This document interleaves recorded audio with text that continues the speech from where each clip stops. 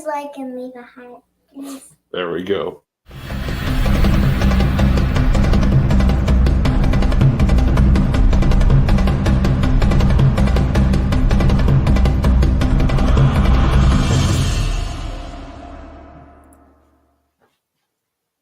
Oh, oops. There we go. Hey, everybody, and welcome to the Vidor Locksmith Show. I'm your host, David Gibson. So excited to be here with you guys, where we are unlocking the secrets to success in the oil and gas industry. One interview, one technical presentation, and one technical screw up at a time. And we've hopefully already got my technical screw up out of the way by forgetting to take down the little graphic there. But hey, things happen. No worries. We'll keep this thing going. Guys, please let me know where you guys are watching from. Love to be able to give you guys a shout out here on the show. I guess I could probably put up the other little banner thing that looks kind of cool when we do the show there. I mean, I paid for it, so might as well use it. Get some utilization out of these digital graphics. All right. Like I said, thank you guys for being here. Really do appreciate it. We're going to be learning so much about Wellbore Departure today. I'm going to say this, just looking at the PowerPoint presentation with no information provided with it, I was absolutely blown away. I was learning so much stuff. Still waiting to be able to even get our first comment in here. I don't even know if the thing's working or not. So if you guys can hear me, if my audio is working, please let me know. If the video is coming through nice and clean, maybe it's just the simple fact that I'm not wearing my orange glasses today, getting them painted, so nobody's going to tune in. But there we go. We've got our first person tuning in. Bob Godbolt tuning in from Woodlands, Texas. Thank you so much for being here, sir. We do appreciate it. Reagan says, we are here. All right, thanks. Lane Jerry says he's tuning in from Midland, Texas. Brian Carlos says he's tuning in from Las Vegas. Thank you, sir. Benjamin Jones, Rankin Road here. Thank you for being back in the industry, sir. So happy to have you. Ben's been gone for a little bit growing a beard, but now he's back. DRC Congo. Wow. Man, I don't know if we've ever had anybody tune in from the Congo before. That might be a first. All right. Ian Purse, thank you for being here, tuning in from Woodlands as normal. Ian's always here with the show, and really, really do appreciate his support and everybody else that tunes in and comments and likes and stuff like that. So we've got William tuning in from Bogota, Colombia. We got LinkedIn users. Says, howdy, David. Houston is online. Wish we knew who it was, but you've got your privacy settings saying to where we can't find out who you are. But Manuel Solis is tuning in from Newfoundland, Canada. We've got Middle East. Kazim George tuning in from Houston's Energy Corridor. David tuning in from the Haynesville. Barry tuning in from Houston. Just let everybody know, Barry's a really, really smart guy looking for a job. So if you're looking for somebody who knows the drilling side, drilling engineer, drilling operations, high-level leadership kind of guy, get in touch with Barry. Send him a little friend request or a connection, whatever, here on LinkedIn. All right, Muhammad tuning in from Irving, Texas. Abdullah tuning in from Darien, KSA. All right. Brandon Foster says it's 17 degrees Fahrenheit and snowy in Montana. I don't know what snow looks like. So there we go. Manuel says, can't believe you let Cruz beat you to being on this show, Manny. Oh, Bob Godbolt talking trash in the comment section. Anirban tuning in from Calcutta, India. Man, we've got an international show today. Vandana tuning in from Canada. Reagan once again says hello. Randy Donald, Bryan, Texas, drilling supervisor. All right. Good to know you're a drilling supervisor. And Miguel Pereira tuned in from Oklahoma City. Thank you guys all so much for being here. Really do appreciate it. Like I said, we've got an absolutely amazing show for you guys today. We're going to be doing a technical presentation of Wellbore departures with whipstocks. Lots of information. Other housekeeping stuff, just to be able to let you guys know. I don't know if I've got the little graphic or anything like that. Yeah, we do. On Tuesday, we've got Dr. C coming in Tuesday, 8 a.m., sponsored by D-Tech. This is the Learn It, Turn It, Burn It, Torque and Drag mini-series, Basic Physics with Dr. C. If you guys have not watched episode 1 and episode 2, you're obviously not in the drilling industry. That's just as plain and simple as I could put it. Absolutely amazing stuff. I've got operators that have been calling and asking to be able to format this in a way that they can put it on their learning systems internally at their companies. Right. So that's not small operators. Those are big operators who are saying they're putting all of their junior engineers through our quote unquote course. Right. So lots of really great information. If you guys haven't already, be sure to click follow or connect with me. Or if you want to make sure that you're getting all the updates for this show and for the Torque and Drag mini series, click the little notification thing. It's like right there. Right there. Be sure to do that, and then that way you guys can get notified when we do go live. All right, let's get on with the show. Will, would you hand me one of those drill bits right there behind you? This isn't the one that we're giving away today, but if you tune into the Torque and Drag mini series brought to you by D-Tech on Tuesday, we'll be giving away one of the big ones. For today, we're giving away one of the little ones. Nothing wrong with the little ones. Everybody loves these. So if you want to win yourself a drill bit, type in #Gibson right there. #Gibson. Into the comment section now. We'll be drawing for that here in just a second. Maybe we'll make you stick around till the very end of the show to be able to give it away so that anybody wants to be here with it. All right. Let's do this. Let's get on with the show. Make sure. Does anybody actually put in #Gibson? Not even yet. We did get another. Lane Jardy says, tune in from Midland, Texas.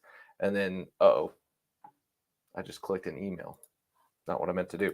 That means they're not watching the show. And then somebody else tuned in from Kuwait. So good there. All right.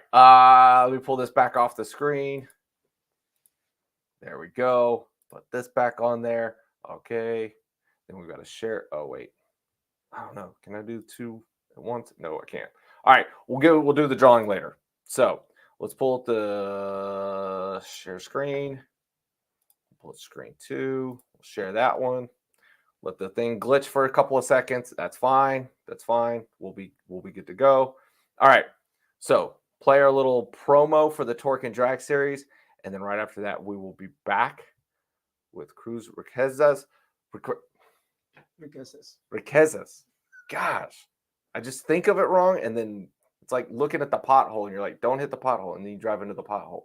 All right, back in just a second with Cruz.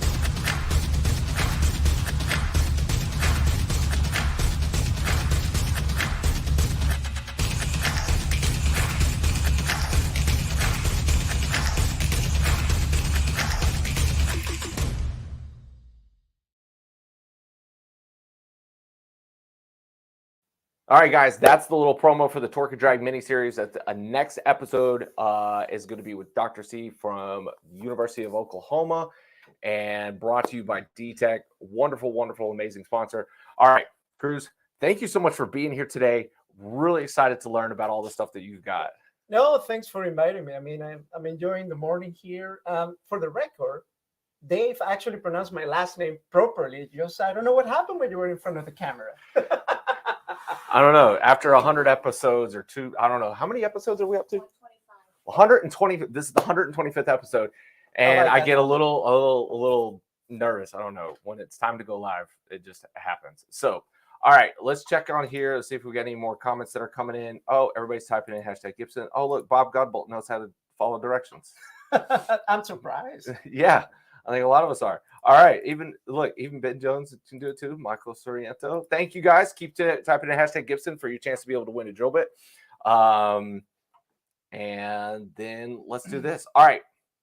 I'm gonna go ahead and we'll cue this up here for a second. But tell everybody what are you going to be teaching everybody today? Like, what's your goal with this technical presentation? Okay, well, thank you, Dave. Again, the idea here is to learn today about Wellbore Departure Systems.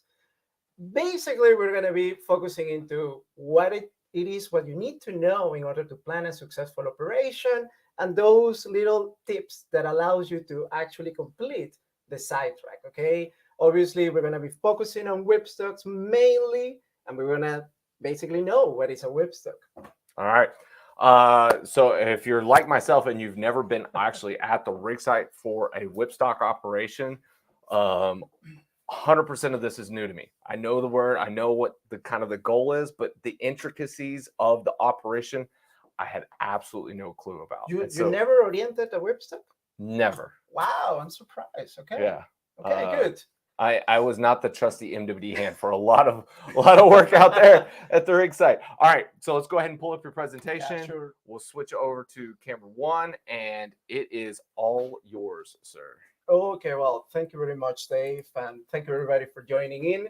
We're going to talk today about Wellbore Departure Systems, and obviously, I'm going to make a lot of reference of the system I'm familiar with, which is a Trackmaster Select of WS. However, I will make in pointers of all the different systems that are available at the market, okay?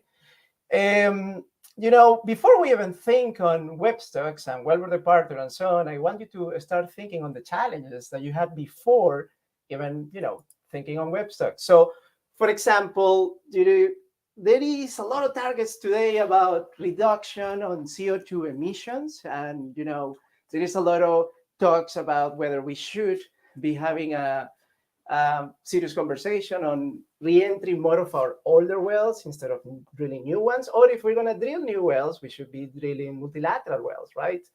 Also, there are situations where you are drilling a well, you might have a complex fishing scenario, and don't get me wrong, my background is fishing, and I think that most of the fish are fishable and you can return to regular operations, but at the end of the day, we don't have unlimited time, right? We need to go back to drill, and not everybody has the time or the finances to wait for a long fishing operation. And sometimes it's just that the directional drilling operation, you were not hitting the target that you wanted, or the rest of our team changed the target halfway.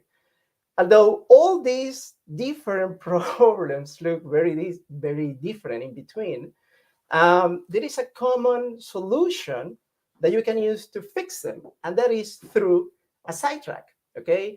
So one way to overcome these challenges is through a sidetrack, and a sidetrack is just the practice of creating an alternative path towards the wellbore that you already have drilled.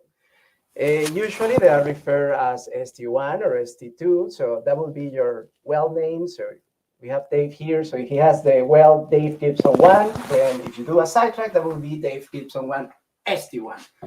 And the sidetracks can be done in open hole or they can be done in cage hole.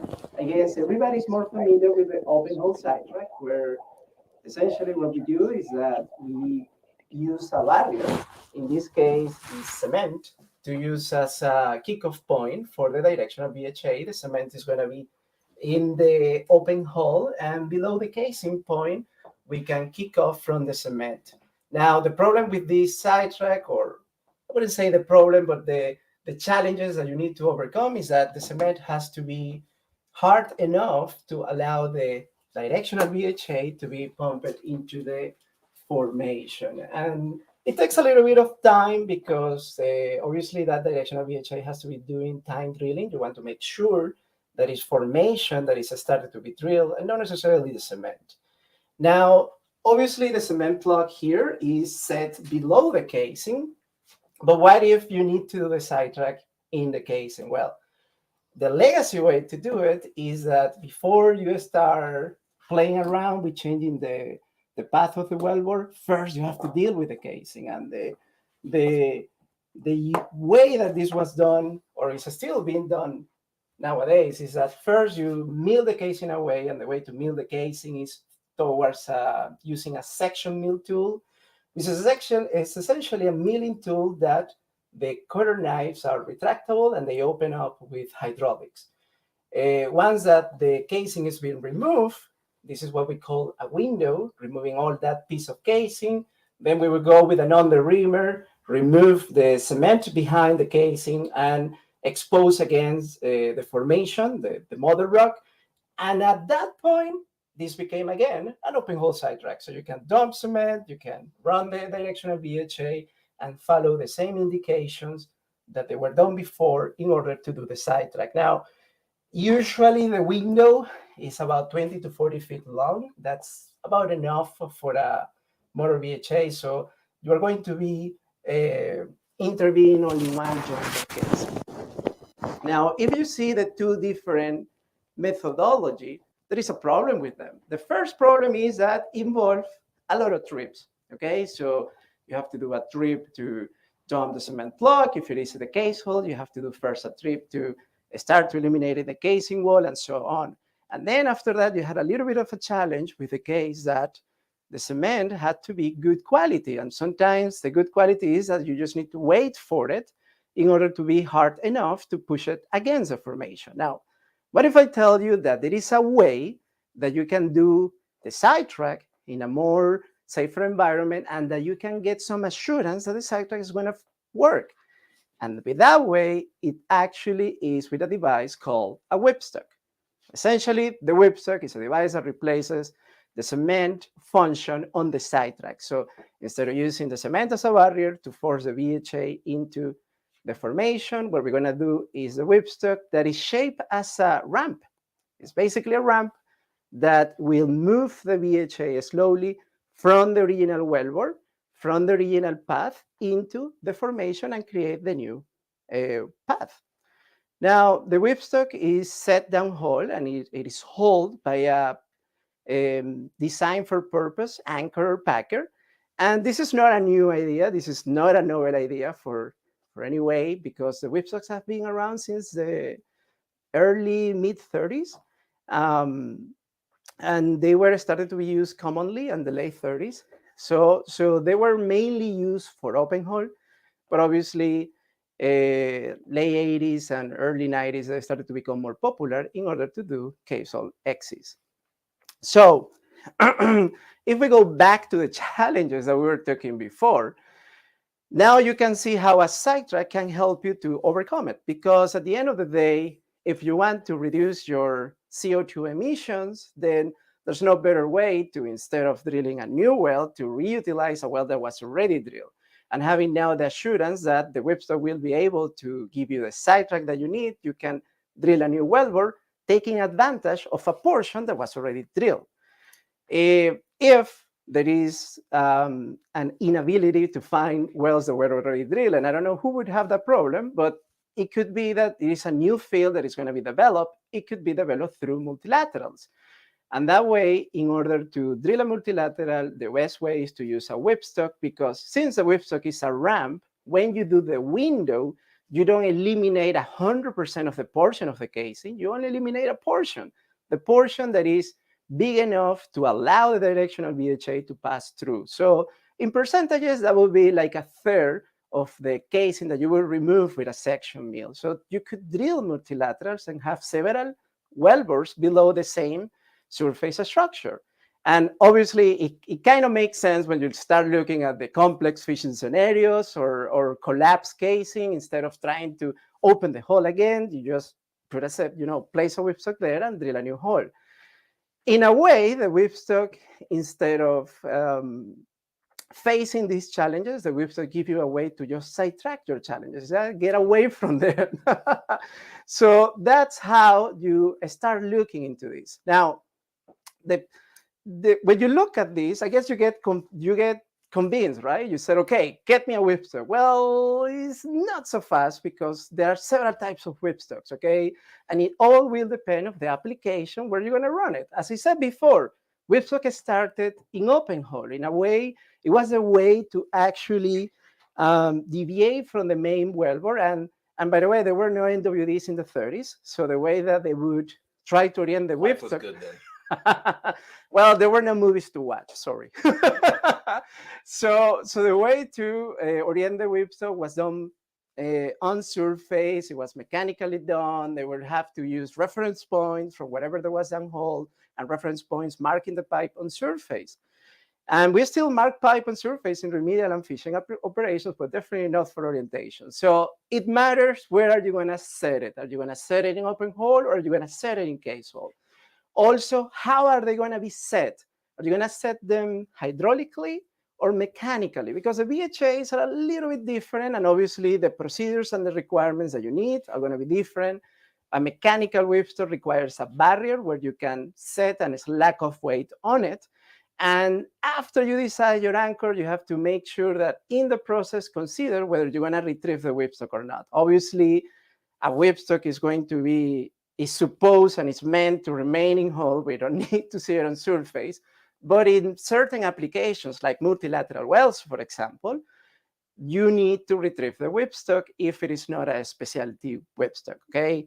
And also, we need to take a look at what is the dogleg severity requirements across the window. And if you see on the slide, it says or ramp or sidetrack, because one of the things that we haven't come across to an understanding among the different whipstock suppliers is how to measure the dogleg severity. Some suppliers will measure the dogleg severity only on the ramp. So if you ask certain suppliers, they will tell you, okay, the dogleg severity is 17 degrees, 22 degrees, and you're like, okay, wait, this is way too much. But take in consideration that they are just measuring dogleg severity across 14 feet or 16 feet. It's not that much when you then extrapolate that to 100 feet. Also, others just do it, but through the window. So the window length not necessarily is going to be the same length as the ramp. It could be more, actually, it will be more. And us in WIS, the way that we measure dogleg severity is that we will give you the equivalent dogleg severity if the component that is passing through the window were actually experiencing the same dogleg severity in a curve. So we will give you the dogleg severity across 100 feet, okay? Also, what it matters to select a whipstock, it is if, what is the kind of formation we're gonna drill? Is it gonna be soft? Is it gonna be hard? Maybe we need a hybrid coating structure just because the formation might not be that hard, but it's a slightly abrasive. So that also takes into consideration what kind of coating structure we will need and what kind of ramp we will need. And besides of all of that I said, there are special cases because there are custom and made for fit whipstocks that they're going to be what we call a specialty whipstocks. And there are special cases. You know what? Now that I think on this, David, I'm actually talking about whipstock. I'm actually like Bubba from Forest Gump when he talks about shrimps. You know, you can eat a fried shrimp, boiled shrimp. Well, I'm the same with whipstocks. There are specialty whipstocks. There's going to be cementing whipstocks, low size, screw-in, drill ahead whipstocks, bit to whip whipstocks, and flow by whipstocks. Now, for the purpose of this presentation, we don't have time to talk in detail about the special cases whipstocks. We're just going to talk about the most common and standard operations. We can go into, detail of that in another opportunity. They can pay you to hear about the rest of it. Oh, sure. Today's just free. Today's just the teaser bit. Okay, well, so we're going to get a whipstock, right? The first thing that we have to do is to get the ramp. Now, the problem with getting a ramp is that not all whipstocks are created equal. There are different ramps. There are single angle ramps and there are multi-angle ramps. And by the way, just for the record, all of these ramps exist with different whipstock suppliers. So you can get any of these if you wanted from the market. The difference between the single angle ramp and the multi-angle ramp is that where the window will start. And depending on which whipstock you are using, well, you definitely will have a different kind of approach into milling the window. There is one over there that is green, like the color of the WIS. So obviously, I'm going to talk about the green one just to give you an understanding of why there are multiple ramps.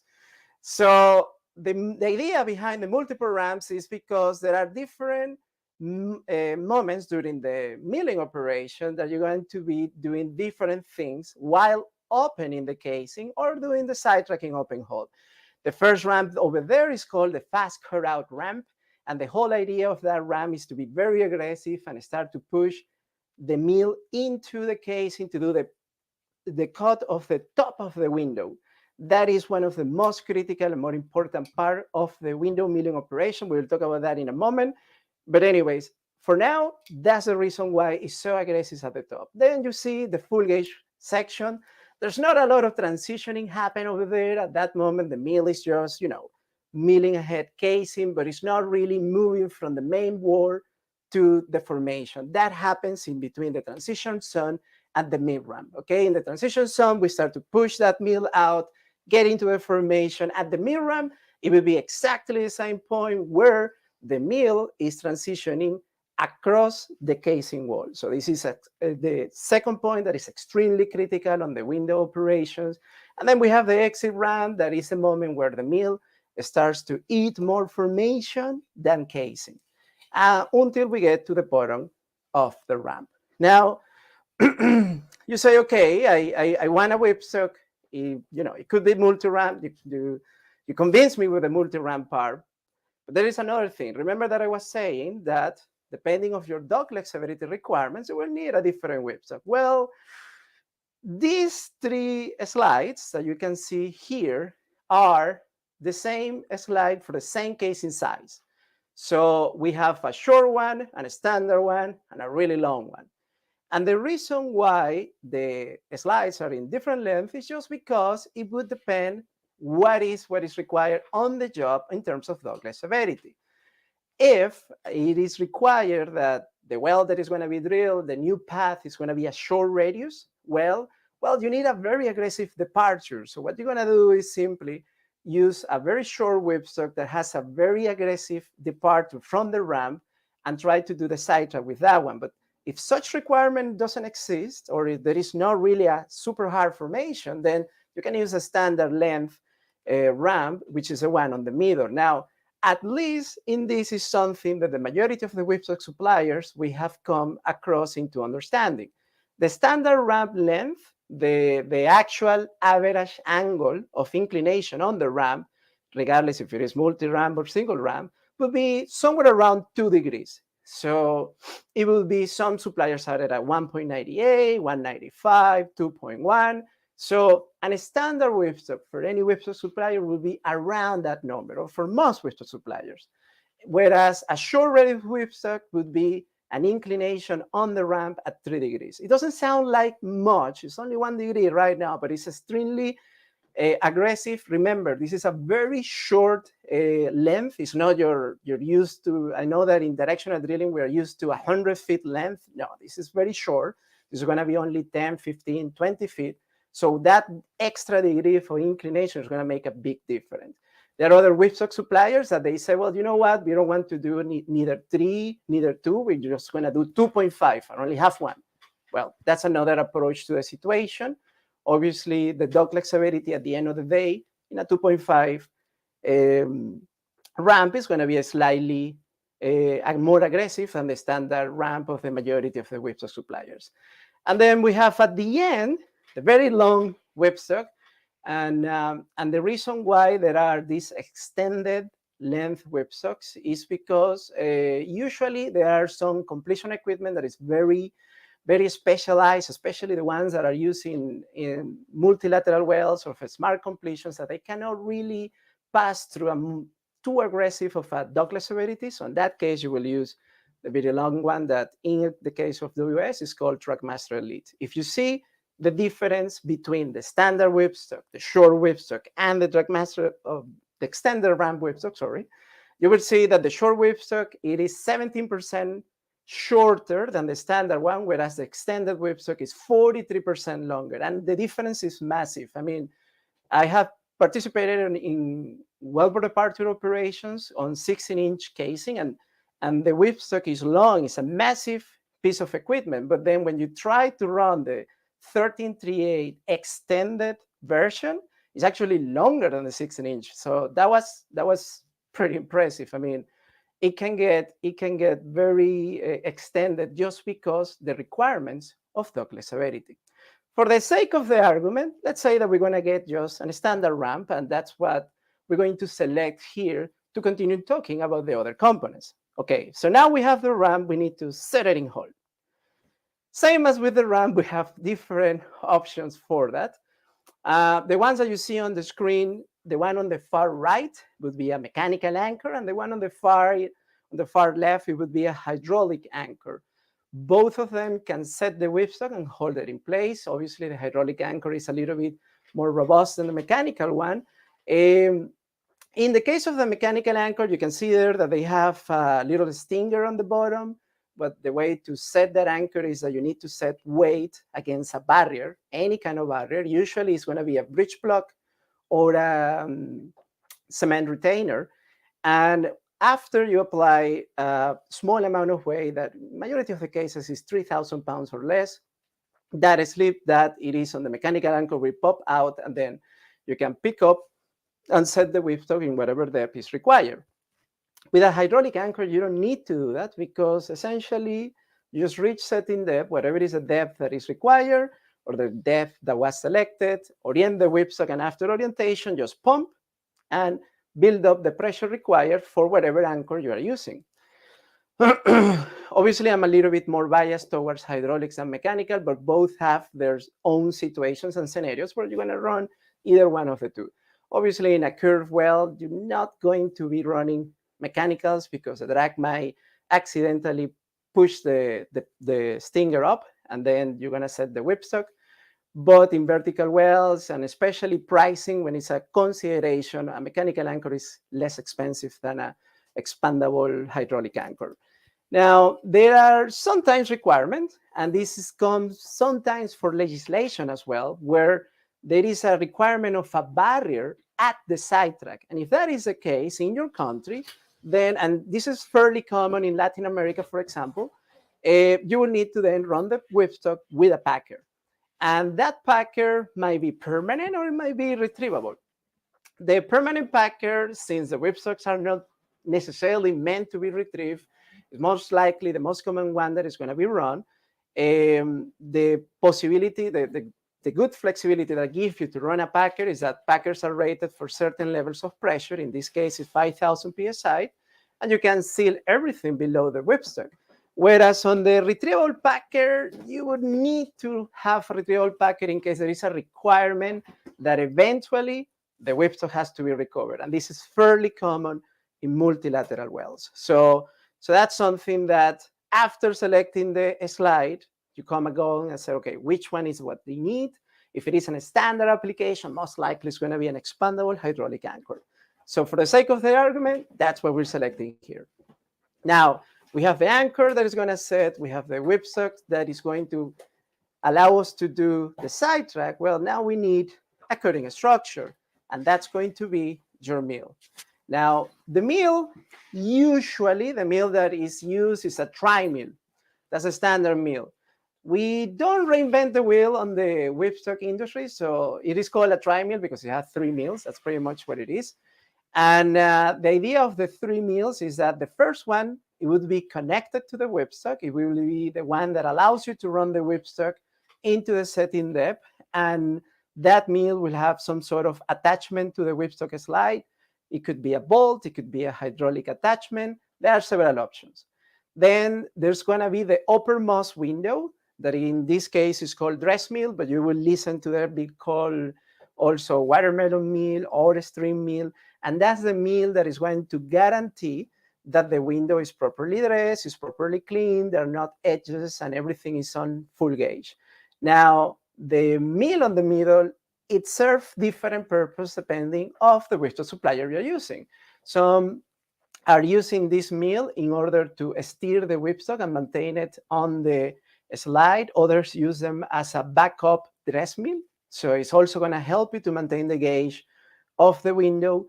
In the case, in our case, we call it the fallow mill, and the purpose of it is mainly to mill the top of the window, because the top of the window in a multi-ramp casing usually starts above the top of the whipstock. It's not at the same depth. So you have an opening above the top of the whipstock. So that's going to be your standard mill, the thry mill. You can see that there is also a small one that is a bi-mill and a very long one that is a quad mill that use 4 mills. And if you remember the whipstocks, well, you kind of make the relation between the mills and the whipstocks. Obviously, the bi-mill is used for a short whipstock where we have short radius wells, and the quad mill is used for the really long extended windows. In the case of the quad mill, the last dress mill is not only to dress the window, it's actually to try to maintain the mill always stabilized and centered on the ramp, because it's such a long ramp that you have to be very careful while milling the window. In theory, you could run your shorter mill in a longer ramp, but you never run a longer mill in a shorter ramp. So that means that I can run a bi-mill with a standard whipstock, but I cannot run a tri-mill with a short whipstock. The mandrel, where the dress mill and the fallow mill are, is going to be different depending on the whipstock supplier that you have, almost all of us have something in common, and is that, crushed carbide is king. That's going to be the cutting structure that is going to be on those two mills most likely. In the case of the WIS, the mandrel is completely a single piece body, whereas in the majority of the whipstock suppliers, it's going to be a couple of mills and different bodies that need to be connected together, and they will be connected at the shop level. Now, something interesting that we find out is that while we were digging at the data and while we were looking at different ways how to improve mills, is that, when you look at crushed carbide, it's an excellent cutting structure to mill casing, right? Carbide by nature is going to be milling casing easily. However, we started to play around with the cutting structure of that mill, and we did a lot of analysis, and FEA is trying to figure out if we could find a way to make the milling more predictable using something different than crushed carbide. And when we combine all that analysis, all the lab tests, and obviously the field data that we had, then we came out with a solution that are the integral mills. The integral mills are different than the standard mills because you could make the reference as the stabilizer change. So stabilizers, initially, the blades were welded into the body of the stabilizer, and nowadays are an integral part of the body. Well, the same happens with the mills. In a standard configuration, most likely the mills on the dress mill and the secondary mill as well, that in our case is called the fallow mill, are going to be welded into the body, and then they're going to be built up with carbide. In the case of the integral mills at the end, the blades are part of the body. They are forged and machined into the body, so there's not really any single piece of welding in there. And then after that, the bracing is done still with carbide, but this time in the shape of cylindrical inserts. Having this kind of mill, we found out that it's better because it helps with hole cleaning. The cuttings are completely different than when you're doing crushed carbide, and also it is more resistant because it's a single piece mandrel. Now, crushed carbide still is very good to cut a lot of casing, a lot of steel, and a lot of companies use the crushed carbide not only for the fallow mill and the dress mill, but also for the main initial mill, the lead mill. However, the majority of the whipstock suppliers on the lead mill, they use different kind of cutters. So it's just going to be basically a combination of PDC cutters and tungsten carbide insert cylindrical cutters. So those cutters, those TCI that you can see there, that is still carbide. It's just that it's not crushed. It's just in a shape that you can predict. It's easier to maintain, and it's easier to make sure that you have a better coverage around the casing while the lead mill is passing through the casing wall and opening the window. The PDC cutters that you see on the nose is because eventually the mill has to start drilling formation, and it's going to be only formation. So those cutters are there because that way we're going to protect the nose of the mill, and we're going to allow the mill to finish the drilling of the rat hole. In the case of the diagram that you see there, you see that there is 0 to 15 KSI because more often than not, that's kind of what we define as a standard operation. In some whipstock suppliers can go up to 20 KSI of UCS, which is okay. And after that threshold, the cutting structure start to change a little bit. It might change the way that it's dressed. You see that we have TCIs in all the blades, PDC in the nose. That can change to hybrid configurations where every other blade of the lead mill has a PDC and another one TCIs, or it could be full PDCs lead mills. And all of these depend on the hard formation. If it is above 15 or 20,000 pounds, well, it's going to go to a definitively a change on the cutting structure. Now, for ultra hard formations, there are different kinds of mills that they're going to look more like a pit. And that's the one on the middle. That's a hard formation mill. And the purpose of that is to have a better coverage and more cutter density in order to be able to withstand a harder formation. And the one on the far right that you see over there, well, when you are running a elongated window, right, since there is so much metal and formation that needs to be drilled, then the cutting structure has to be also elongated and allowed to have way more cutters and more cutter coverage, and also will have better hydraulics. So that's essentially the head that will go in the mandrel of the mill. So we already have an anchor, we already have a slide, and now we just need to get a mill. For standard purposes, we just grab a mill that has PVC on the nose and TECI on the blades, and that's pretty much it. But you're gonna need for probably the vast majority of your applications. Once that the mill is selected, the only thing we need is different items to run it into setting depth. You will need a running tool. The running tool is going to be just a crossover between the rest of the BHA that comes from surface and the mill. Okay, depending on which whipstock supplier you are using, if the whipstock is hydraulic, most likely both the whipstock and the anchor are going to fill with oil when they are shipped from the shop. And after they are made up on the rig, the mill as well is going to be filled with oil. There is a possibility that everything is filled with water. All depends on the bottom hole temperature and also how shallow is the well. Having a running tool on the BHA allows us to separate whatever is the fluid that you selected to place inside the whipstock and the mill and the rest of the mud system above. Then after that, you would have connected the flex joint, and I will go back to that in a moment. And then you will have some sort of bypass valve, sort of bypass valve on the BHA, which the valve is just a device that allows you to pump, if it is a hydraulic system, without setting the whipstock, okay? The valve, we say that is open when it's open to the annulus, and that is closed when it's close to the annulus, and every time you pump, all the fluid will go towards the whipstock BHA. I was saying that I was going back to the heavyweight, to the flex joint, because in reality, in the whipstock BHA, the flex joint is the real MVP. And believe it or not, when you look and analyze the bending stresses, and in this case, the bone misses stresses, so every single piece of the BHA, it is at the area where the flex joint is where we're going to have the highest bone misses stresses. So if you think about it, you're pushing a mill with a ramp into formation. So it's going to bend, and the place where it bends is exactly at that location.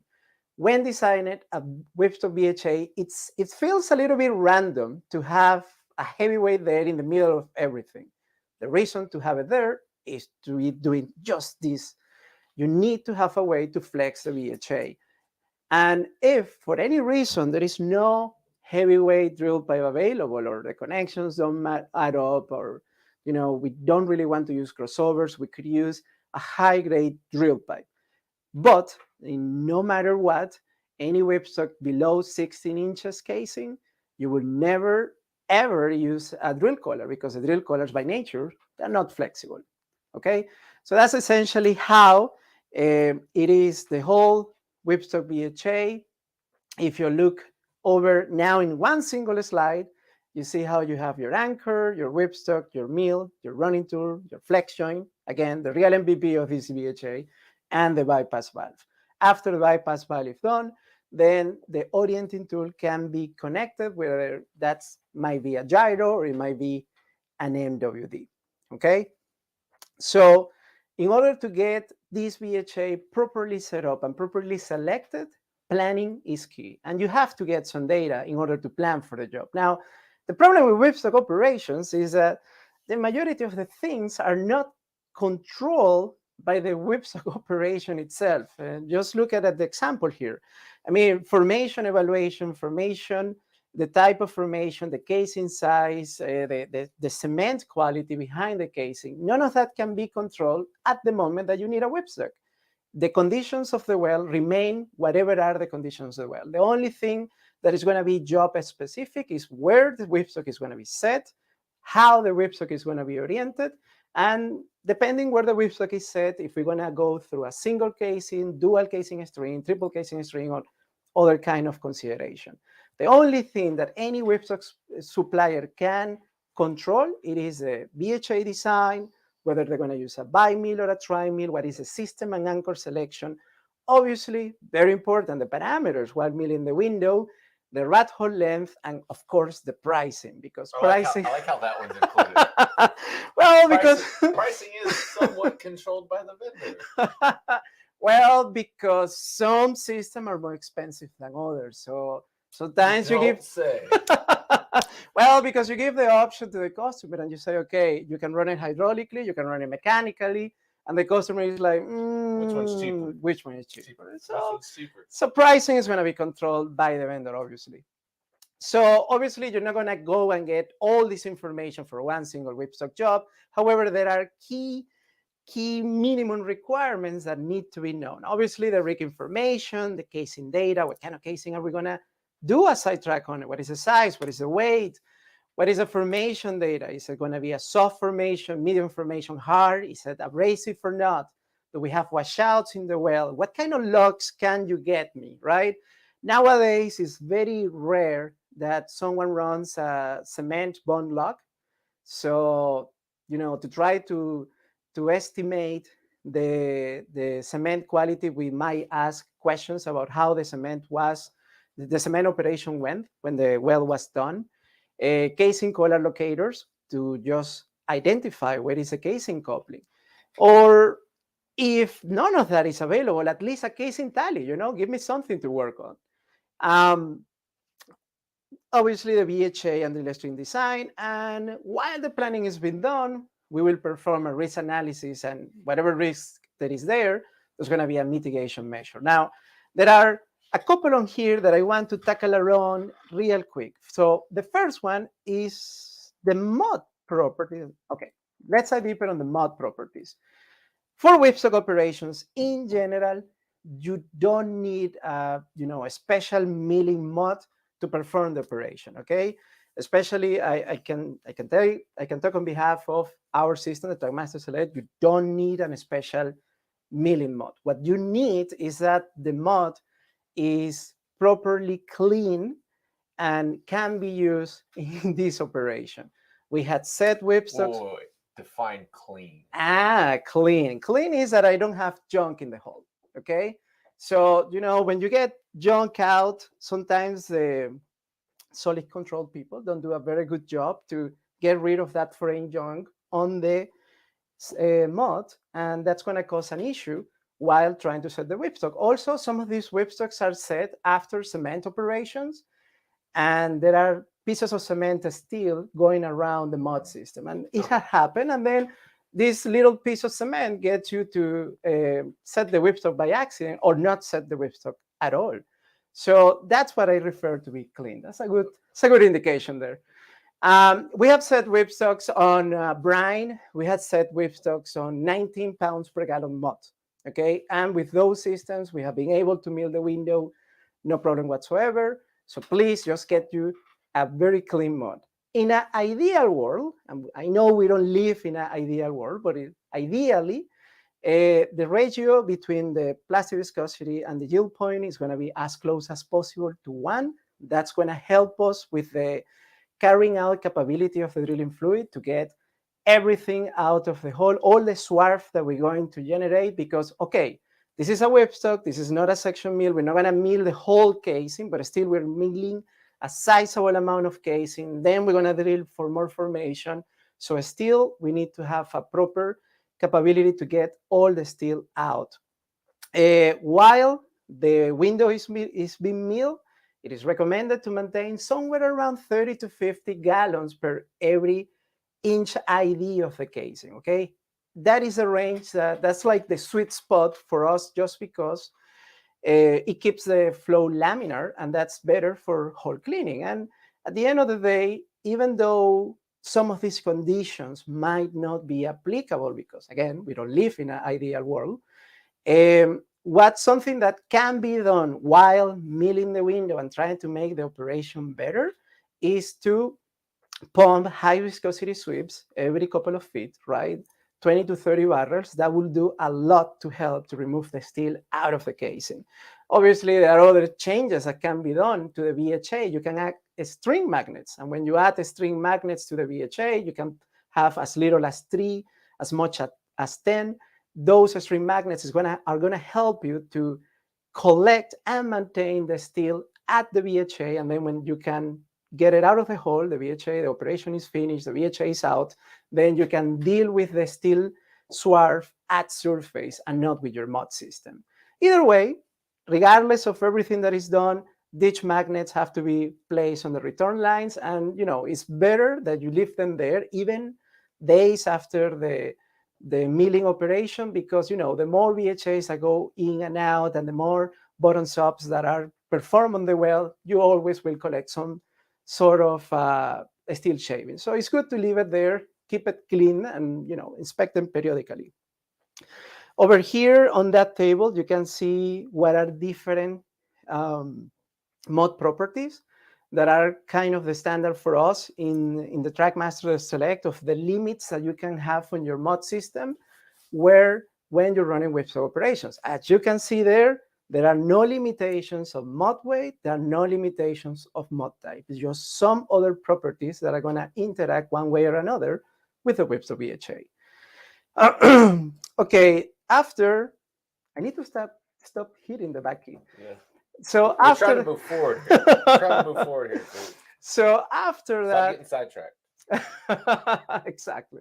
So after that, we need to define the setting depth. Defining the setting depth is something that it feels fairly simple when you say, don't do this, don't do that. Now place it wherever it is, you're not doing what I'm telling you not to do. But sometimes it's not that simple, because you need the sidetrack wherever the sidetrack has to be to allow to hit the target of the well. So, if hitting the target or setting the whipstock depth in an ideal depth is easy to see how the decision is going to fall in the favor of hitting the target. However, the best way or the best guidelines to set the whipstock and select the setting depth are going to be, avoid milling it through any casing collar or centralizers. The casing collar is kind of obvious. If you go through a casing collar, you're going to go through the connection of the casing. So you don't want to really do that. You want to minimize the risk that your casing joint, where you just, set the flashy whipstock, move, and then the window becomes inaccessible. Obviously, when you're milling the collar, well, that will be less of a problem if the cement is good. But then again, you don't really know how good is the cement unless a CBL is run. Milling through a centralizer is a different kind of problem, especially if the centralizer is a bow type centralizer, because that will increase the vibrations on the cutting structure. If you have a lot of vibration, then you're going to start damaging the cutting structure. And if you damage the cutting structure, well, the chances that you finish the window in one run are going to be slim. So we don't really want to mill through centralizers, especially if they are the bow type. The idea is that we select a casing joint without centralizers that is properly cemented, that it has a good cement quality. The cement quality is important because it allows the mill to flow from the original wellbore into the formation in a, I would say, a slow manner. It's not going to try to violently jump into the formation, because at the end of the day, any cutting structure, including the mills, are going to try to mill the path of least resistance. If you don't have cement, in the moment that the mill starts to mill the casing away, it would like to go towards either the formation or the gap between the casing and the formation. So we want a properly cemented casing joint, and ideally the whipstock is going to fit in one casing joint only, if possible. This is also in a way that you don't want to have two different casing joints being experiencing different amount of torque. And obviously, if you have the whipstock set between two casing joints, there is a chance that you're going to hit the collar in between the two casing joints. In some whipstock sizes, it's not possible to avoid this, but as much as we can, we have to. And minimize dot severity at setting depth, and this is in the cases that you want to recover the whipstock. The biggest is the dot severity, the more difficult it is to recover the whipstock. Obviously, there is also a problem with the bending of the mill. The higher is the dot severity where the whipstock was set, it's going to bend the mills. And I think when you have those mill bent, you can remember what happens when you grab a paper clip and it starts to bend it up and down, right? It breaks. So the same can happen to a mill. With that being said, we just set a whipstock in 12 degrees of dogleg severity, and the job went fine. But you know, those situations, you don't choose to do it. You don't choose to go and complete those kind of jobs. It's just that that's the only possible spot where it can be placed due to the well conditions. So then that's a different situation. It's a different kind of conversation. Yeah, that costs more money. You know how it goes. And obviously, if a lot of these situations are unavoidable, you can run a low side exit. Okay, it's a low side whipstock. And you know, when we talk about low sides, it's kind of good to define what is that.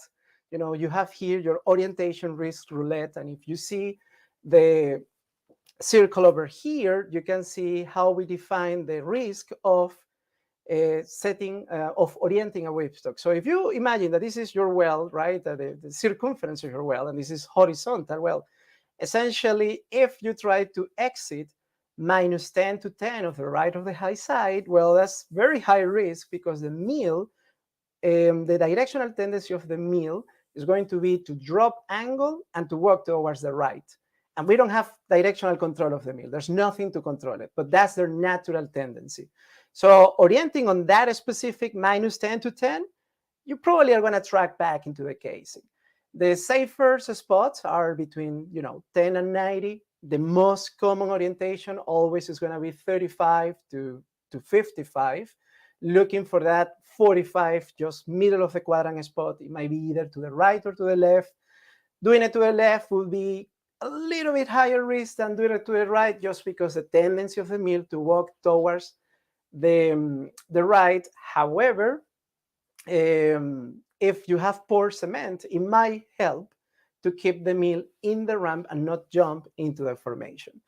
But you can see there that we can do low side exits. And if we click over here. Oh, there's a video. Yes, it's a video. A buddy of mine recorded this. Well, he claims he did it. I don't know if he believes it, but you can see what happened with the whipstock ramp as the orientation is changing. Right up until a little bit more than 90 is okay, but when you go down, you can see how the tip fails. Obviously, if you have the tip like that, the bit is not going to pass because it's not full gauge anymore. And we have a way to set whipstocks downhole on the low side. The low side gives us a lot of advantages in terms of going through windows that have poor cement, or if we're doing dual casing exits, the gap that you need to overcome from the whipstock into the formation is going to be smaller. But as you saw, that has to be done in a very careful way, because if it is not done properly, the whipstock ramp fails, and then there's no way for the BHA to pass into. You know what it hurts from this? What really hurts is that because the mill is tapered, if the whipstock falls into the hole, or the whipstock ramp fell a little bit, you won't notice it with the ramp, because, with the milling BHA, because the mill is going to enter all the time, because it has a tapered shape. But obviously a bit cannot pass through that. It needs full gauge. So low side, great as well, but you have to know what you're doing, and it has to be careful. Ideally, most of the whipstock exits are going to be 35 to 55 to the right or to the left. And then after the window was milled, then we need to decide in the planning phase how long is going to be the rathole. And the reason for that is that the minimum rathole length required for the job is going to be only to have all the mills out of the window. So if it is a tri-mill, you can see there on the little schematic how much is the minimum rathole. If it is a bi-mill, you see on the schematic how much is the minimum. However, sometimes you need to drill a little bit more rat hole than that due to directional plans or to avoid having the directional BHA rotating across the whipstock phase. So if that is the case, the first thing that we need to organize in the planning phase is that after the rat hole, the minimum rat hole is met, then the window is going to be dressed to make sure that at this stage, the mills are still full gauge or close to full gauge. And after that, whatever is extended rat hole can be done. Now, if the idea is to get to a rat hole that is longer than 100 and 150 feet, it's better to use a drill ahead system, okay, which is a specialty whipstock where we run the whipstock with a motor and you can control directionally the motor, because then again, the mills don't have directional control. We don't have a way to control it. We just know the tendency of the mill. So that's something that has to be planned before the job happens, because the three reasons or the three factors how you gauge that a window was successful is: first, the window is full gauge and any BHA can pass; second, the window was done in one trip, or if there were several trips planned, well, it was done in that number of trips, but it's usually one trip. And finally, that the rat hole that was planned during the planning phase was delivered. So if in one trip I do a full window gauge and at the same time I deliver the rat hole that I said I was going to deliver, successful job. Now, the only extra factor where not all the whipstock suppliers get in accordance is going to be the ROP while milling the window, but I'll get to that later. There's more? Good. Oh, yeah. You know how we roll. This is a master class right here. So after all of this, well, essentially, you're going to get your output. So obviously, it's a lot of data. It's a lot of things. You're like, oh, come on. Do we really need this? Well, yes. Especially if it is not common for a company to run whipstocks. It's good that all these things are discussed. Just because, as you said, the three factors to get a whipstock or a sidetrack window in a successful way, one of them is getting the rat hole done. And you're like, what the rat hole has to do with opening a hole on the casing? Nothing, right? Well, no, it has to, because we need the rat hole to allow the next BHA to pass and to dress the window. So there are a lot of factors. They need to be discussed. You just get to your whipstock supplier, get them the data they need, or the data that you have available, because some of these jobs are not planned. These jobs might be a call out and you only have 12 hours to mobilize, or 10 hours to mobilize, or 2 hours to mobilize. So whatever data is available in whatever is a small period of time available before mobilization, it will help a lot. It will make a huge difference. Obviously, in WS, we leverage the database that we have. Anybody of the whipstock supplier, I would assume, will have a database. In ours, we have 17,000 runs. So, so it's a lot of sidetracks. It's a lot of sidetracks. A lot of directional. Some of them intentional. Not all. A lot of MWDs looking to the wrong direction of the well. So. I would love to know how many oops is that, or of those 17,000, how many of those are oops? That's a good one. Well, I can tell you that before coming here to Houston, I was country manager in Middle East, and in there we were getting at least 3 or 4 oops per year. Yes. So yeah, so it's that's 3 or 4 MWD hands fired every year. Yeah. So in some countries, some customers have the requirement that the whipstock hand has to supervise the MWD measuring the offset of the between the middle of the ramp and the readout port of the MWD. Unbelievable. Anyways, going back to this, data is important. Leverage the data, especially because as I said, some of these jobs are a call out, so there won't be a lot of data available. So it's very good if you have a nice database and you can rely on your database in order to know what to expect on a specific field. So we do that a lot, and obviously we have the the data available, any whipstock supplier will give you some sort of analysis. In the case of WIS, we can provide a hydraulic analysis to understand what are the level of pressures and at the flow rates that we're going to work, what is a sweet spot to get the laminar flow, and how we evacuate the cuttings out of the well. We can give you a simulation of the geometry of the window at the ductless severities of any BHA passing through the window, and obviously a torque drag analysis. At this stage, I feel that everybody that is looking at the David's series can learn about that, right? Yeah. You can do it yourself with just Excel. Yeah. Learn it, turn it, burn it. Torque and drag series, Exactly. Tuesday, 8 a.m. Dr. C. Brought to you by DTEC. So after the job planning is done, you go back to your BHA. That's how the BHA is selected. No, it's not me randomly telling you, just grab this anchor, grab that ramp, and just go with it. You actually look at the data, look at the offset, look at your analysis, you get with the best BHA, and that's it. When the BHA is selected, we're ready to go. Cruz, let me ask you this real quick. Yeah. So, pull this one up. So let me ask you this real quick then. What kind of time period are we looking at from either an oops or in a planning stage to be able to select the right doing all of the pre-job stuff? How long does that normally take to be able to get everything ready to go to be able to send it out to the job? So if you have the data, so let's say if you have the survey, the wellbore geometry, and the casing tally, at least these three pieces of information, and which formation are you going to do? And this is a well where you don't have an offset. At least you have these 4 pieces of information. You can get an analysis done of the geometry of the window in less than an hour. You can get your hydraulics done in a couple of extra hours.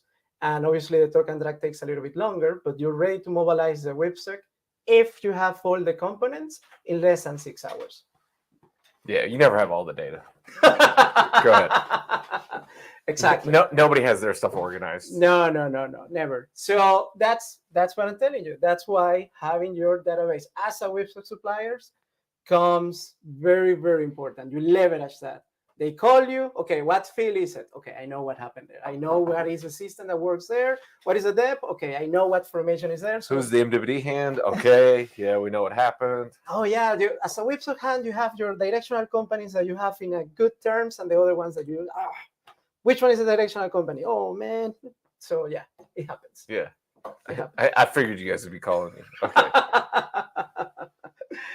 So anyways, you have everything sorted out, you do it. And also that's a great question, because also depends on how professional are the whipstock company in the location where you are. Because I can provide whipstocks in, I don't know, Australia, Papua New Guinea, but how many whipstocks you provide in a year? So maybe you don't have a lot of different configurations that you can apply, right? You maybe just have one configuration and that's it. And you have to make it work. In other countries where they run pretty much in the same location, one whipstock daily, they will have a lot of knowledge, a lot of experience, a lot of equipment lying around. So also that factors into the decision. Hey, it's pretty easy to pick when you only got one choice. Exactly. Okay, what do we need? You want one or you don't want one? Exactly. Choice is done. So when you get to that situation, it's the same situation as, the depth cannot be changed. You have to set the whipstock in this 12-degree thermal severity. There's no other way. Then that's when you start thinking, what the hell am I going to do, right? That's when in reality, you will know if you know about whipstocks or not. Okay. Yeah. I won't slow you down anymore. Keep going. Yeah, we're about to finish. So after the BHA is done, it's selected, everything is great, we have it, perfect. It's time to make up the BHA and connect everything and running hall. I let you know before that the mill was connected to the RAM directly.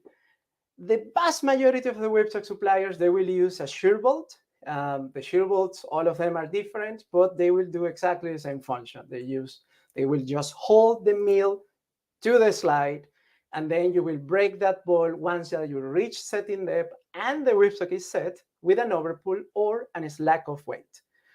And in the case of a hydraulic whipstock, then after the mill is connected, you will need a knock-off plug and a hydraulic line. The hydraulic line is just a way to pass the pressure from the mill to the whipstock, okay? Because if it is hydraulic, you need to set the anchor or the packer with pressure.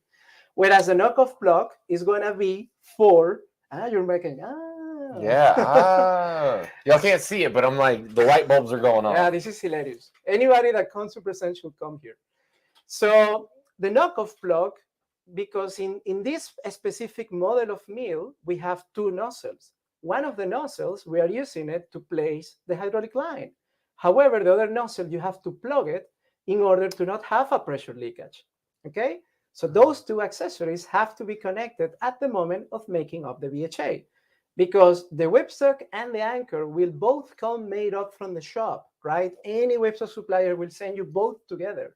And if it is hydraulic, it will be pre-filled with oil. However, you have to make up the mill to the whipstock at the rig. And the first thing that we do is we connect the bolt. After the bolt is connected, and again, there are several hundred different iterations. It looks like a big Phillips head screwdriver right there. Yes, it does. For people who can't see this, I'll make it a little bit bigger. So Yeah. you can see right there. I'm guessing it's not a Phillips head screwdriver, but yeah. It's not, but it looks like that. Yeah.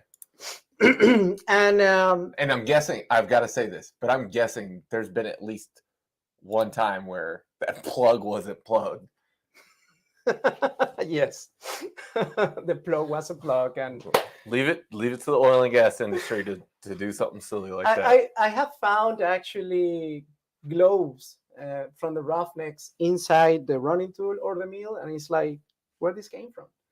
So yeah, making all the BHA, you just look at another place and boom, something happens. Also, the driller sometimes slips and breaks the bolt and surface. It has happened as well. And then you need to fish the whipstock without being set. So yes, it happens. Okay, I got a quick question. What is the hole that is in the whipstock there? What is that there for? Okay, that hole. So David is asking about. Can you point it in there? Yeah. So David is asking about that hole over there. It's like on. Wait. If you go there, you see it. So it's like right about here. So remember, I told you about that. You could retrieve a whipstock, where that hole over there is to connect a hook, a fishing tool that is called a hook. We go down hole when we need to retrieve a whipstock. We orient the hook to the direction where that hole is. You latch it and you pull your whipstock out. Okay. So super fun to do sense. when the whipstock is set at 20,000 feet deep. That's like 3 ahas in one slide. It's fun. It's fun to, when you look at the real tools, it's fun, right? So talk to a real professional about it. That's what it is. Thank you. So anyways, we have the bowl. We made it up to the mill. We have our hydraulic line. Again, the hydraulic line for some whipstock companies is going to be similar to a hose. For others, it's going to be a little tube of copper or another metal.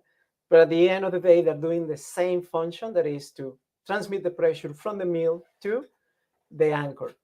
And the knock-off plug, in this case, we only have one additional nozzle, but depending on the mill that is being run, it might be 2, 3, 4 nozzles, okay? So if we have 4 nozzles, we will have 3 plugs. Another way to do this is that some whipstock suppliers, they have a hydraulic line that goes to the pin of the mill, and in there they will have some sort of burst disc that is plugging everything but the hole or the orifice that is going to the hydraulic line. So once that is made up, then you finish making up the BHA. Just connect, the running tool most likely will be connected already to the mill from the shop. Connect your heavyweight drill pipe and your bypass valve, and after that, the NWD or the UBHO sub. Then we scribe the line. You remember how you scribe your line? Yeah, of course. A little bit of dope, a little bit of an earplug, put it in there, look up and down, and then there you have it. So then the whipstock is ready to go and be running hot. While we're running hot, just be careful. We don't go too fast, at least not for now. We will go, the recommendation is to go at 2 minutes per stand. slips to slip, and this is assuming that the stand is 90 feet. More importantly is to avoid any sudden start or any sudden stop, because the shear ball is rated to a very high value.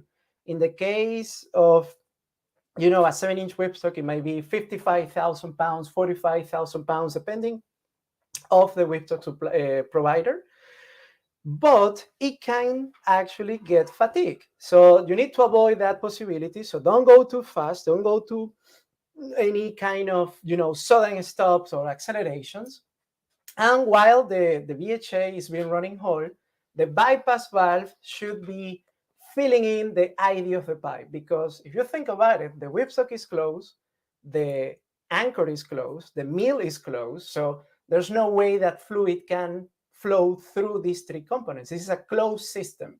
So anything on the mud will go through the bypass valve. If for any reason, while running the Whipstock BHA, there is a flow valve above the bypass valve, that means that there's not going to be a way to feed for the pipe to autofill. So guess what? The rig crew, they need to grab their hose and fill from the surface. Obviously, some rig crews and some rig equipment is able to start pumping with a very low pressure, and probably you don't have to do it by hand, but most often than not, you have to. So, that's the problem when a flow valve is run. And the flow valve can only be placed above the bypass valve, because if you put it below, you are placing a flow valve in a closed system. There's a possibility that whipstock gets set while it's running in whole. Once that the whipstock reaches... That's happened before. It's had to have happened. Oh, yeah, it has happened. There has been a lot of crazy scene that had happened. You learn a lot. All right, the next one, you come in and you just talk about how people messed up. You learn a lot when you're doing the 17,000 whipstocks. So once that you reach setting depth, perfect. Setting depth is reached. The orientation is done. After the orientation, is completed, everybody's happy. In normal standard whipstock operation, orientation in theory should be verified by the NWD, the DD, the company man, and the whipstock hand. So in theory, all these people need to be in agreement that the orientation is completely correct. And after that is finished, then if the whipstock is hydraulic, what it comes is to pump pressure up the system, close the valve first. The valve, in our case, the one that we're using for our example, is a multi-cycle. So you cycle the valve X number of times. In our case, it's 5 times. And then in the next cycle, it's going to be close to the annulus. There are other common type of valve in the whipstock providers. That is a high flow valve, where you reach a certain flow rate, that valve is going to close. So as long as you pump below the flow rate, so it's much simple. And so you just close the valve, pressurize the system, 3,000 PSI, 15 minutes, boom. Whipstock is set. Break the ball. Remember, we just break it with an overpull or with a slacking of weight. And then you're ready to start milling your window. That's pretty much it. All right. Easy So, peasy. So when you're going to mill the window, you can see here, we start with the cutout. The cutout is the first couple of feet of the window. This is very critical, okay? In my opinion, this is the most critical part of the window milling operation, because it's the most difficult to fix. So if you don't get it right at the first time, there's no makeover. You have to live with that. So in the first step, when we're doing the cutout, you're going to have a little problem. Remember the hose and the knockoff plug that we installed at surface? Now you have to get rid of them. So the idea is that they are designed to break, and they will break away from the mill, but at the same time, you have to mill them away. So while the first cut is being done, you're also dealing with a little bit of junk. And the problem is that, the metals that we use for the hydraulic lines are very flexible, so they can be a pain to mill away, okay? So anyways, on this first step, once that the mill is free, we start to slowly start to mill against the casing. In the case of the multi-ramp whipstocks, and in our case, in the Trackmaster Select, the fast cutout ramp is very aggressive, with the whole purpose that the mill on top, the fallow mill, starts to open the top of your window. So remember, Usually in multi-ram whipstocks, the top of the window is not at the top of the whipstock, it's above. In the case of the Trackmaster Select, that distance is going to be basically the distance from the lead mill to the fallow mill. So it's about a foot and a half extra. So at that point, the fallow mill is cutting the window, but also the lead mill is cutting the window. So both of them are engaging the window. There's no, well, at this stage, there's no window. There's just a piece of casing that needs to be milled. And the harder the casing, the more difficult it is to break away the mill at this stage. So that's why we take our time, okay? So we do it very nice and easy. We only apply 2,000 pounds of weight at most. It could be up to 4,000 depending on the casing grade and the casing side. But either way, it's going to be towards the lower end of what we usually use to mill a window. After that, we are going to start seeing how the torque starts to increase. It goes, the torque indicator goes completely nuts and crazy because you start to engage the casing and the metal, and also you're milling the accessories. So there's a lot of torque variation at this stage. It will never be completely steady, and at the same time, your pressure starts to decrease, and it will decrease because the accessories that were blocking the fluid are now being ripped away from the mill, and you start to gain your possibility to start pumping more. But remember, we pump maintaining the laminar flow. So once that cutout is done, and again, these first couple of feet can take you an hour easily.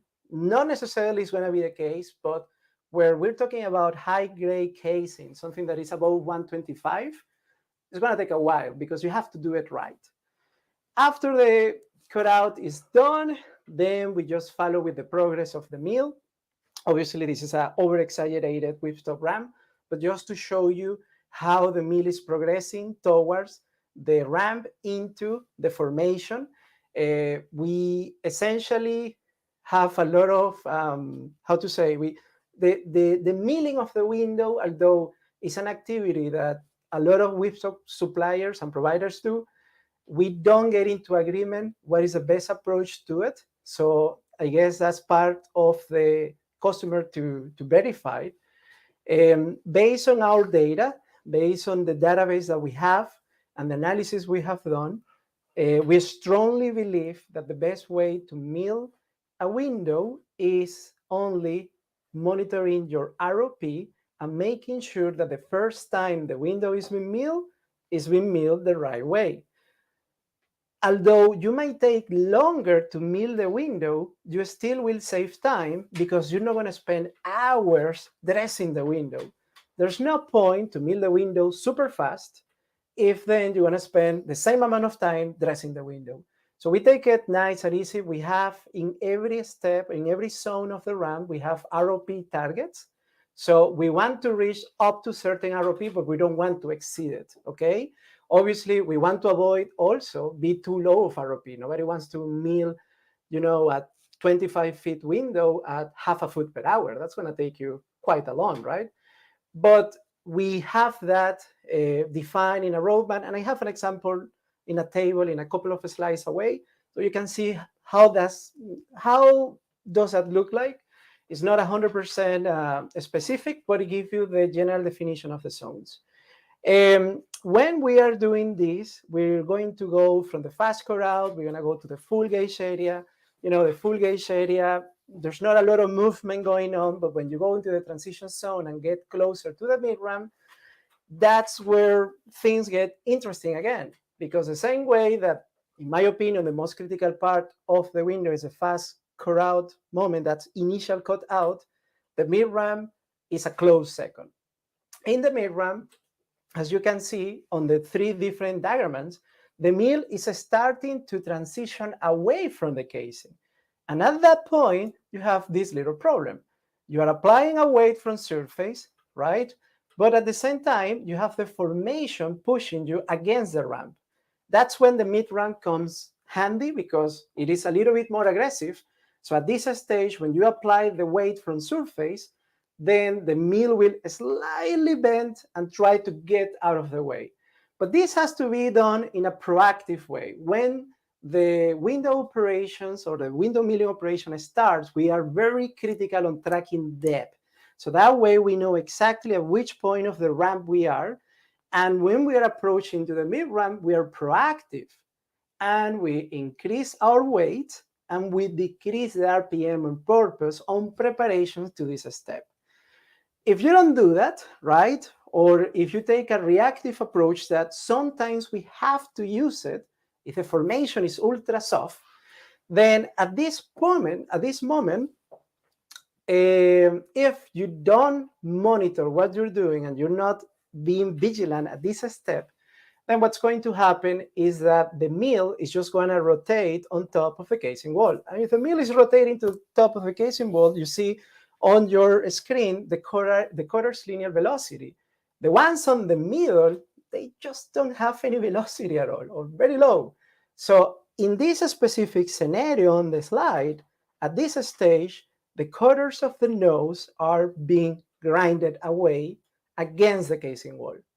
And if we don't act quickly, then what's going to happen is that the whole nose of the mill is going to get core out. And if it gets core out, guess what? You will need to pull out of the hole because you cannot continue milling the formation or the rat hole. So this is a point where it's very critical as well, very complicated. Usually we increase weight by at least 2,000 or 3,000 pounds of weight, whatever is the weight before reaching this point, and we will decrease the RPM, at least 20. So that way you flex that mill nice and easy and slide away from the casing wall. Now, you might be thinking, okay, but why do I have to wait? Why I just don't apply a bunch of weight and, just look how it goes? The problem with that is that if you apply too much weight, the mill mandrel is going to bend and the mill is just going to jump into the formation. So that's what we call an early departure or a mill jump. And it means that the whole piece of casing that you see there is not mill. And the mill continues milling away towards the formation. And when you are dressing the window, everything seems to be okay, because obviously when the mill reaches this point, they just continue to go to the formation because the mill or any coating structure is going to follow the path of least resistance. But when the directional VHA or any other VHA is going to pass, it cannot pass because it's not full gauge. So that's a problem. That's why you have to be careful and you have to measure how to take into consideration the mid ramp. After the mid ramp is overcome, you just need to finalize the window and the rat hole. You can return back to your original parameters and continue to go ahead into the formation. In the formation, several things can happen. The formation might be soft, so that means that the ROP is going to increase, so the formation might be very hard, so there is a chance that the ROP actually decreases. So depending on that scenario, you will understand what is the next situation that is going to happen. Very important, at least for us and for a lot of whipstock suppliers as well, we continue to monitor the parameters and sticking to a roadmap at least 3 feet past the end of the ramp. After that point is where now we're free from whatever is the limitation of the roadmap, whatever is the recommended parameters. We can play around a little bit more. We have more flexibility because at that stage, the first 2 mills are completely in formation, and we know that the rat hole has been initiated. But before that, we always maintain our milling roadmap. You see over there, you can see it on the screen, you can see the table. That's a milling roadmap for a 13 and 3/8 whipstock. You can see how it says clearly what is the ROP target, what is the ROP range, and the same goes for the weight on mill and the RPM. Very important there, the fastest window is not always the best. At least I can speak on behalf of the company that we will never try to break a record milling the window. What we want is to complete the whole operation fast, yes, as quick as possible, but not milling the window faster. Could we go faster? Yes, we can go faster. We just decide not to in order to minimize the time that is spent dressing the window.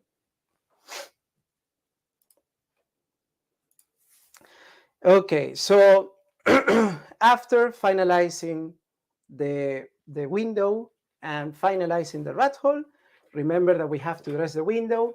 Dressing is just the process where we go back and forth with the mill.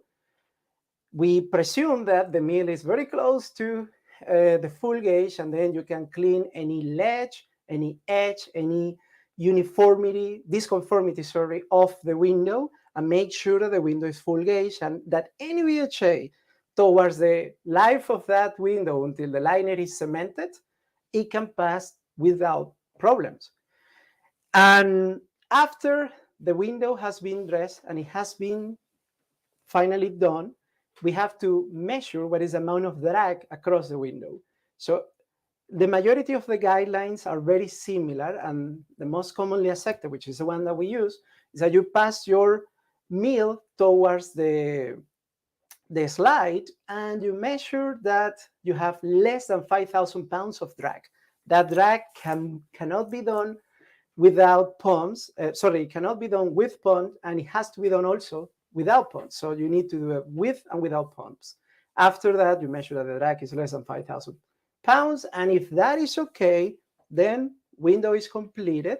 And now you need to focus into finalizing the rathole if the rathole is going to be extended. Higher drag than that one might indicate that the jump of the ram might have happened. There is a casing ledge at the bottom of the window, or just simply that the window was not dressed properly. And at that case, you just keep dressing the window. And again, we try to avoid spending too much time here by taking our time milling the window the right way. So that way you minimize this time. Prior to pull out of the hole, if you finalize the rathole, just remember that we need to still try to pump bottoms up and try to, pump a couple of high viscosity sweeps. And after that, ideally we will pump until the hole is clean, but that never happens. So yeah, we're in a tight schedule, right? The majority of the jobs are, call outs. Everybody is eager to go back to production. So there's not much time, but at least pump a couple of sweeps, make sure that the hole is as clean as possible. And again, the best favor you can do for yourself is to run string magnets, because the string magnets are going to help you to collect the steel right down hole, and that way you can, get and deal with the steel at surface. Okay, then once that we dress our window, well, pretty much everything is done. We just wait on surface, wait for that window for those mills out, and the next thing we have to do is to gauge the mills. Now, every single whipstock supplier has a specific guideline, okay? In the screen, you can see our guideline, the guideline for the Trackmaster Select for Wellbore Integrated Solutions. However, every single whipstock supplier has its own guideline. So that's a good thing that every single directional company knows about, because sometimes we get challenged when we say a second run is not needed, and we get challenged with the criteria of a different company. Okay, remember, at this stage, you now know everything that there needs to know about a whipstock, and you know that the ram have different geometries, you know that the rams have different angles, and you know that the mills are different as well. So because of that reason, not all the gauge losses are measured the same way. I know it sounds kind of complicated to understand, but remember, the mill is not just rotated without any movement. There is vibration. There is some kind of wheel happening downhole. There is a little bit of torque slip. So the stick slip, sorry. So there is not a easy sustained movement across the window. And also, every single whipstock supplier will have a guideline of how many mills have to be below the gauge requirement, because some whipstock suppliers, they said all my mills have to be within the gauge guidelines. Others, they said only 2 if it is a tri-mill, and others say only 1, which is being that other us. So if only one of the mills is within the guidelines of gauge losses, it's okay. You don't need a second run. Grab your directional BHA, it will pass. Trust me, it will pass. As long as this happened and the drag at the window was less than 5K, and we took a couple of bottoms up at least, to clean the hole, it will pass. Don't worry. Don't fight it. Just let it go. That's a very big problem. And after the window had been used, we proceed to do the dull grading of the mill. Actually, those mills are for a job that happened yesterday or the day before yesterday. So I got the pictures and I felt that it was good to see it. You can see how they look like without all the paint on, right? And without being clean. And this is how they look like after a job. We would do a dull grading the same way that a pit is dull graded. And then we just wait for the directional BHA to pass. There might be a situation where one of the mills or all the mills are out of the undergauge criteria. And at that stage, yes, we will have to do a second run, which might be with another try or buy mill, or it might be with a completely different kind of mill that is called the window mill. So that's pretty much it. Now I think everybody is up to speed of what is a whipstock and how to mill a window. So we have an actual nice video about it, and I think you can play it for us. Yeah, we'll play the video here. So give me just a second. So we have a pretty nice video about it, and I usually play this video at the end of the presentation, not at the beginning, because at the beginning nobody understands what's going on. But at this stage, I think it's going to be easier to understand. All right, so we'll move that on. All right, guys, here we go.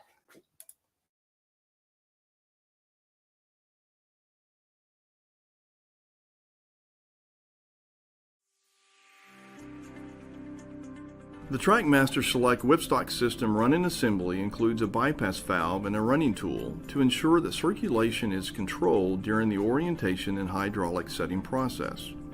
A transition joint is also included for flexibility during milling.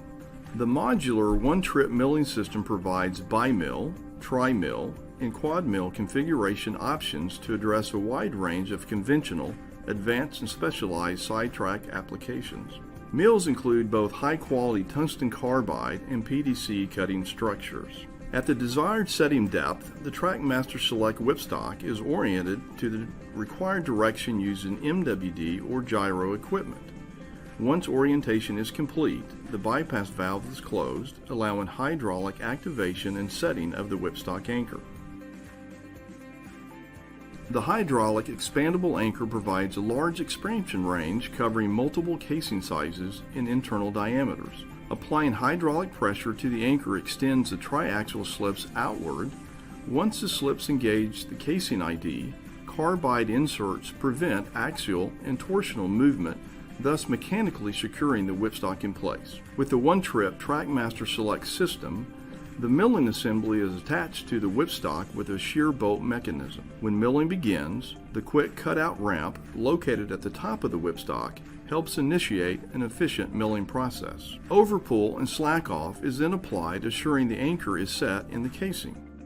The retention mechanism is then sheared, allowing the release of the hydraulic control line and the milling assembly. The milling assembly is picked up to verify the mills have disconnected from the whipstock. The milling assembly is lowered slowly and rotation commences. The full gauge lead mill and follow mill initiate a two-window cutout profile. The unique milling geometry also ensures that the follow mill elongates the full gauge window length. As the lead mill approaches the special mid-ramp profile, it accelerates quickly past its center point on the casing wall. This prevents damage to the mill and ensures continued milling efficiency.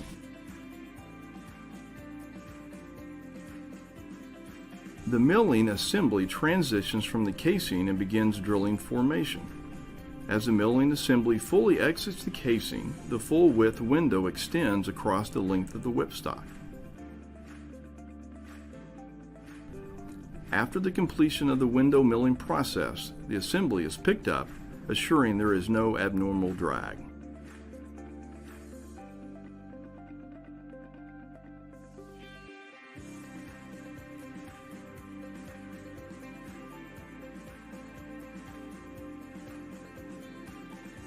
The remaining rat hole can be drilled to the desired depth.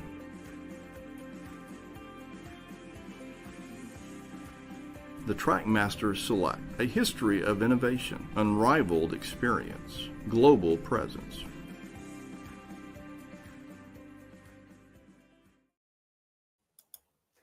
Okay, so you see, I think now everybody in the call can understand what happened on the video.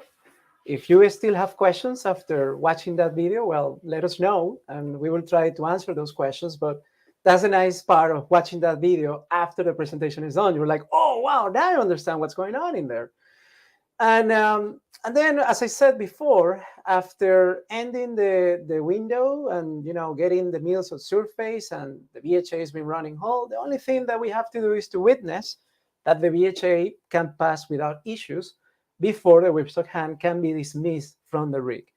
And really, the only thing that we need to be mindful of is that if we're running a motor BHA that has a bend on it, the bend has to be oriented to the same direction of the window in order to be able to pass through the window without issues. If instead we're running an RSS, well, we don't have that problem, but then we have to be mindful of something else.